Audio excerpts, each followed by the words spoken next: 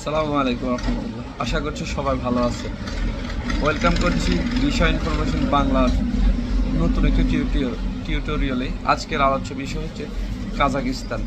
মনে রাখবেন, এই চ্যানেল দ্বারা কখনো কোনো বিষয়ের বিজ্ঞাপন এজেন্সি সাজেশন করা হয় না। এই চ্যানেল দ্বারা শুধুমাত্র যারা সাধারণ মানে পাবলিক আছেন, যাদের আইডিয়া নেই, তাদেরকে আমি আমার নলেজ থেকে দীর্ঘদিনের যে অভিজ্ঞতা সেটি আসলে শেয়ার করি।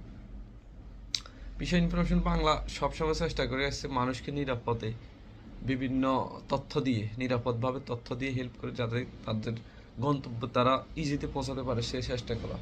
আমি আজকের কথা শুরু করি। বাংলাদেশ থেকে কাজাকিস্তান মানুষ কিভাবে যায়, কিভাবে আপনার বুঝবেন আপনার এজেন্সি কি আপনাকে সঠিকভাবে পরিচালিত করছে নাকি উনি রং ওয়ে ইউজ করছে। কাজাকিস্তান থেকে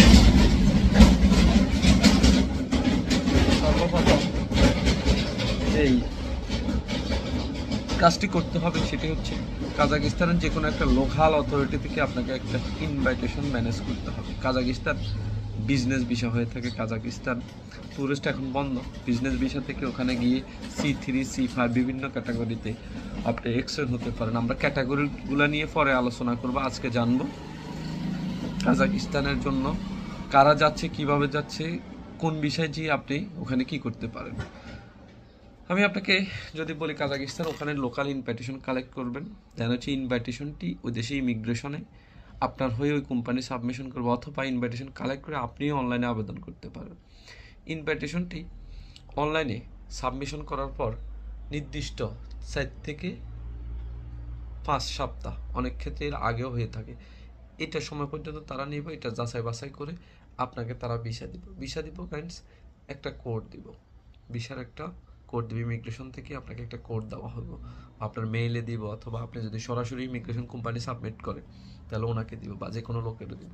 দেওয়ার পরে পোর্টালে গিয়ে দেখবেন আপনি আপনার যেই লিঙ্ক দিব, ওই লিঙ্কে গিয়ে ওই কোডটি ওখানে সাবমিশন করবেন। সাবমিশন করার পরে আপনাকে নিয়ে যাবে লাস্ট স্টেপ, অর্থাৎ পেমেন্ট মেথড, যেখানে 80 USDT দিবেন। B1 B2 B3 সবগুলা ক্যাটাগরির জন্য 80 ইউনাইটেড স্টেটের ডলার লাগবে, USDT।